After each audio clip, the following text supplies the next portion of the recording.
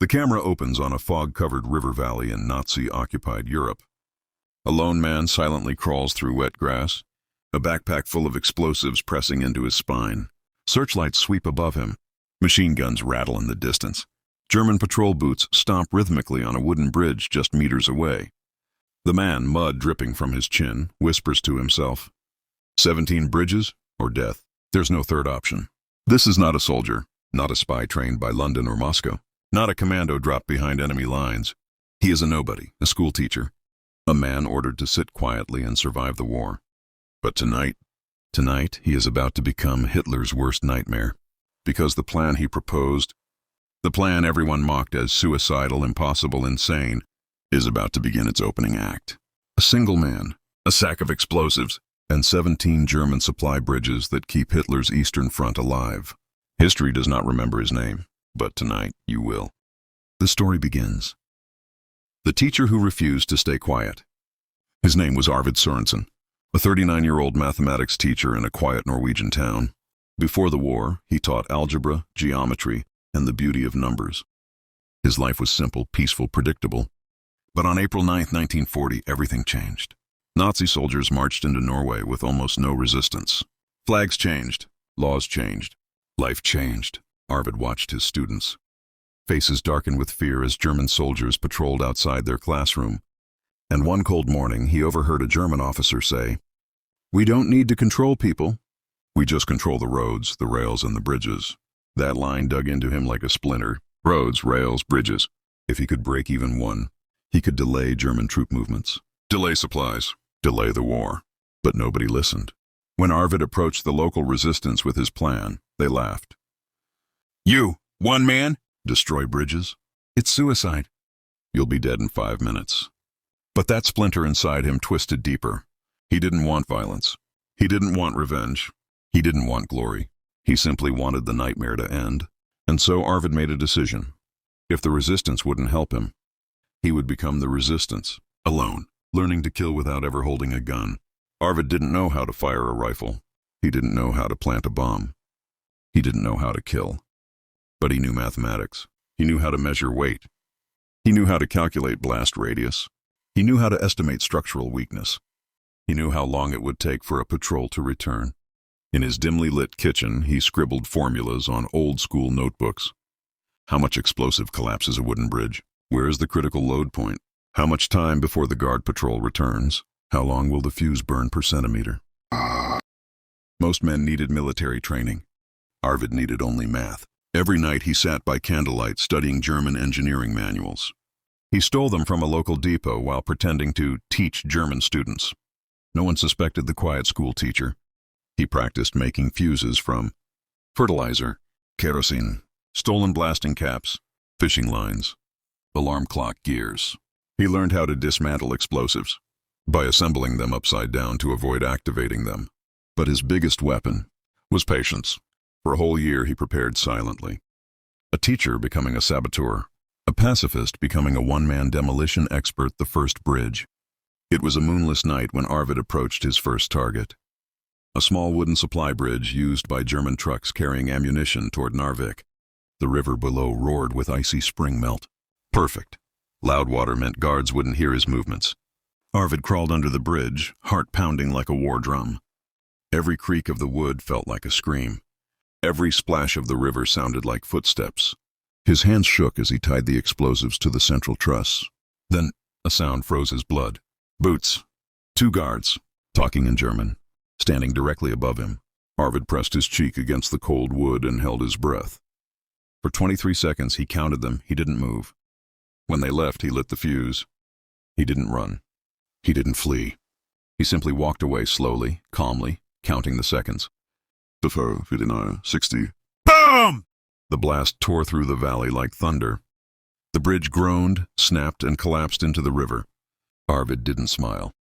He didn't shout. He didn't celebrate. He whispered, 16 left. The Germans panic. The next morning, Nazi officers raged. A single bridge destroyed meant supply delays. But what terrified them wasn't the destruction. It was the precision.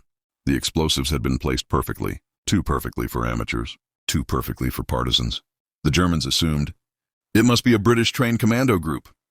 They had no idea the saboteur was a quiet, bespectacled schoolteacher who still corrected homework at night. They doubled patrols. They stationed machine guns on every major bridge. They interrogated locals. They searched barns and farms. But Arvid quietly went back to his classroom the next day, explaining algebra while German trucks rumbled outside. The second bridge, a message to Hitler. The second target was a railway bridge, much harder, more dangerous, more heavily guarded. It carried fuel tanks toward German Arctic bases. Destroy the bridge, and you starve the northern German divisions. Resistance members warned him. This is madness. They'll kill you. Arvid only replied, then let them. He studied the patrol timing for 2 weeks. He calculated exact guard rotation schedules, darkness levels, sound travel across water, fuse burn rates adjusted for humidity. On the night of the attack, he disguised himself as a fisherman. He rowed a small boat under the bridge at 2:17 a.m. A German searchlight swept across the water. He froze, staring straight ahead. The soldier didn't fire.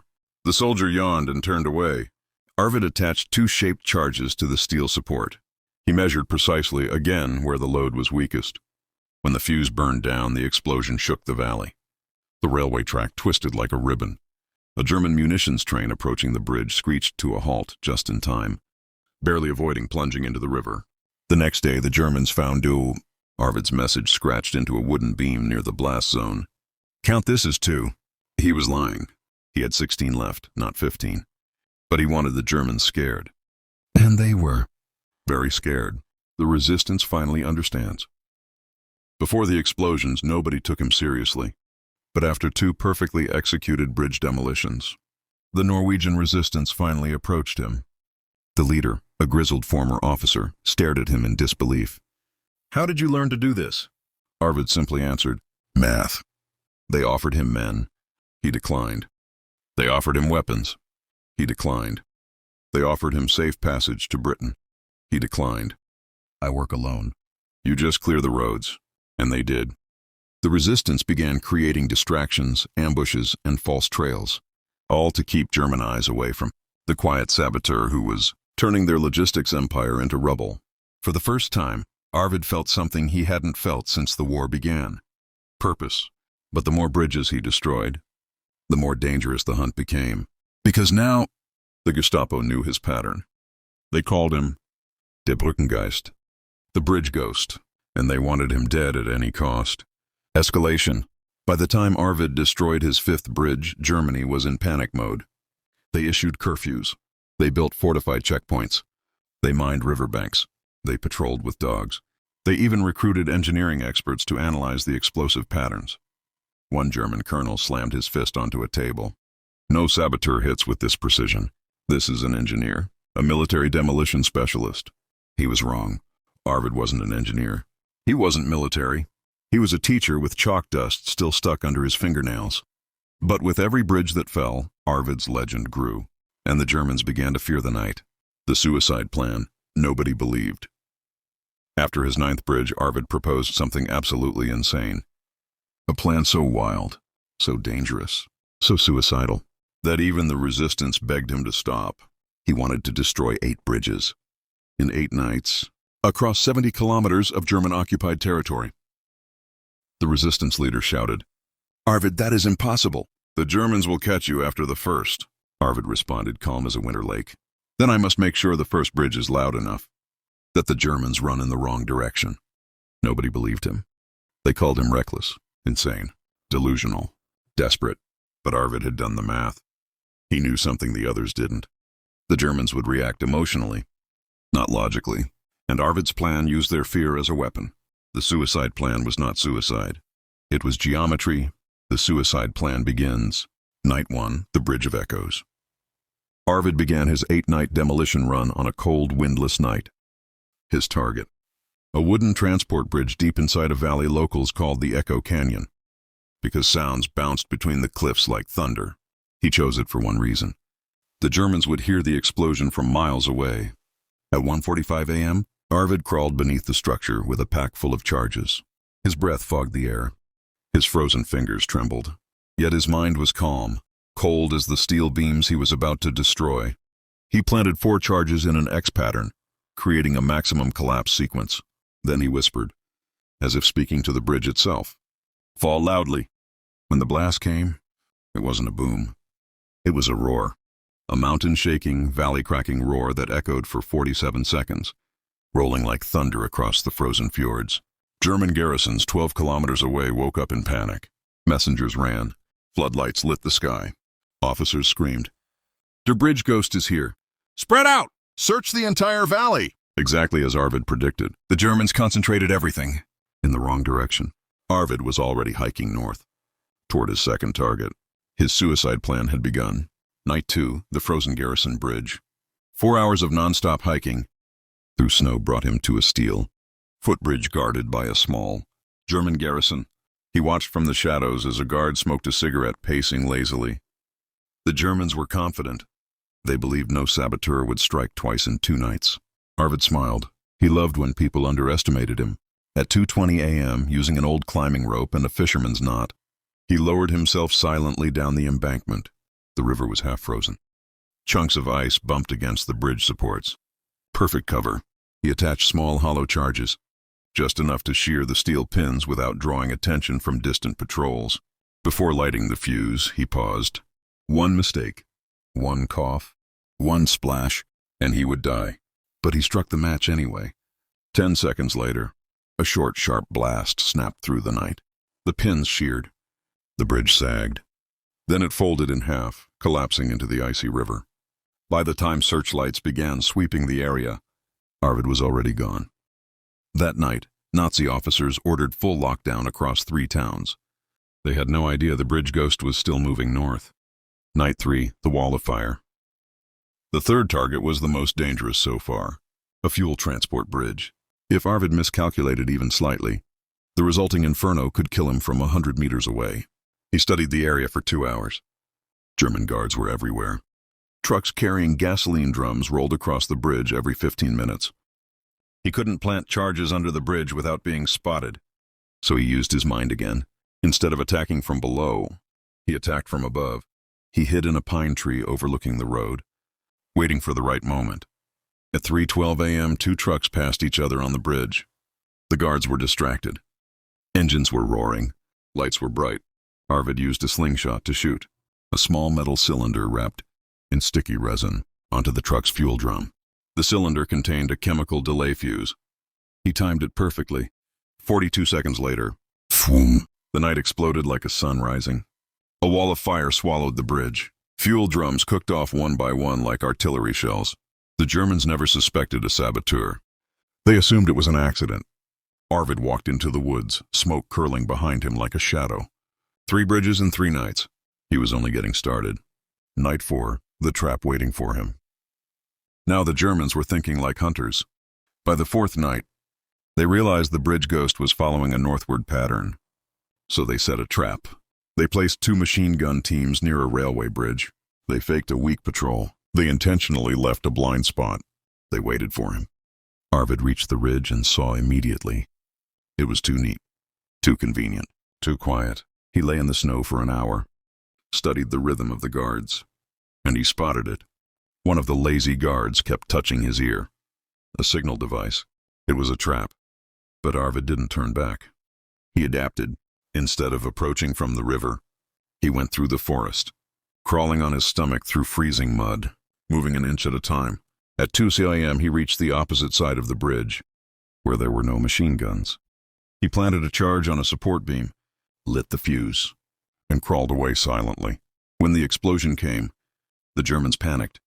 They fired wildly into the darkness, shooting at shadows, screaming. He slipped past us. He's everywhere! Arvid felt no triumph, only exhaustion. Halfway through his suicide plan, and he still had 4 bridges left.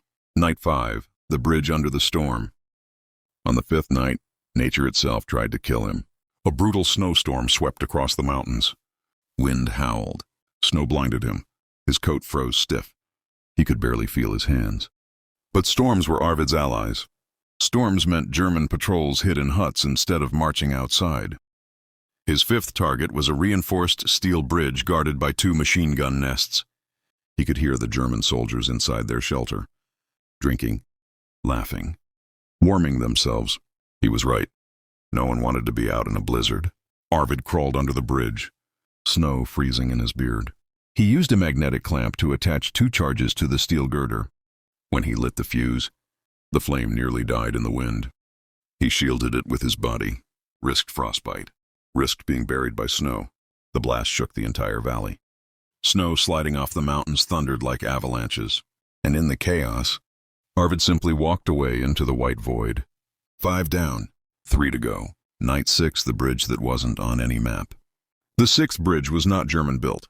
It was an old, forgotten wooden crossing deep in the wilderness. But German supply couriers used it constantly. Nobody guarded it. Nobody watched it. Nobody cared, which made it perfect. Arvid reached the bridge early, set his charges, and prepared to leave. But something unexpected happened. He heard footsteps, not German ones. A boy, maybe 14, a local farm kid, crossing the bridge with a lantern. Arvid froze. If the boy crossed the bridge, he would die in the blast. If Arvid revealed himself, the boy might scream, alerting German patrols. He had seconds. Arvid stepped out of the shadows and whispered, "Stop, please." The boy stared in terror. Arvid spoke gently. "Go home. This bridge is not safe." The boy hesitated, then nodded, then ran. Arvid sighed in relief and blew the bridge a few minutes later. He saved a life that night, but he risked everything to do it. Night 7, the impossible bridge. His 7th target was the most fortified yet, a massive railway bridge with machine guns, electrified fences, floodlights, patrol dogs, watchtowers. The Germans were certain. The bridge ghost would strike this one. They were right. Arvid didn't have explosives strong enough to collapse such a huge structure. So he did something brilliant. He didn't try to destroy it. He tried to break one small piece of it. He climbed onto the cliff above the bridge, attached a rope, and lowered himself down toward the supports. Wind whipped him like a rag doll. If his rope snapped, he would fall into black nothingness. He reached a critical bolt the size of a man's fist. He attached a shaped charge the size of an orange. He whispered, "This is enough." When the explosion came, the bolt sheared off. A support beam twisted. The entire bridge sagged dangerously. Trains were halted for 9 weeks. It wasn't a full collapse, but strategically, it was more devastating than destroying the bridge altogether. The Germans were furious. The bridge, ghost had gotten past everything. Night 8, the bridge under Hitler's nose. The final bridge was the most symbolic of all. A critical German logistics bridge used to transport supplies toward Finland. Hitler had ordered it fortified personally. If Arvid destroyed this bridge, his message would spread across Europe. But the Germans expected him. Checkpoints everywhere. Hundreds of soldiers, snipers in towers, dogs, trucks, searchlights. Every inch of the area crawled with armed men. The resistance begged him, "Arvid, stop. This is suicide." He only shook his head. A plan is not suicidal, if you understand the math. Arvid waited until 3 a.m., the moment human alertness is lowest. He disguised himself as a German engineer. Clipboard, helmet, tools, dirty overcoat. He walked straight through the checkpoint. Soldiers saluted him. He nodded and kept walking. He went under the bridge, pretending to inspect support beams. His heart pounded, but his face remained calm. He placed a small charge behind a metal plate, where no guard could see. He walked away slowly, did not run, did not hurry. 20 meters away, he lit a short delay fuse and kept walking without turning back. Boom! The bridge cracked apart. Sparks flew. Metal screamed. Half the deck collapsed into the river. German soldiers panicked. Searchlights whipped through the air. Officers shouted, "He was here! He was here!" Arvid vanished into the night like a ghost. The bridge ghost. He had done the impossible. 8 bridges in 8 nights, 17 in total. Aftermath, the bridge ghost legend. By the time the war ended, German supply lines in northern Norway had been shattered. Commanders wrote reports saying, one saboteur caused more logistical damage than an entire Allied battalion. But Arvid didn't care about reports. He returned to his classroom, picked up his chalk, and resumed teaching math as if he had never crawled through snow with explosives strapped to his back.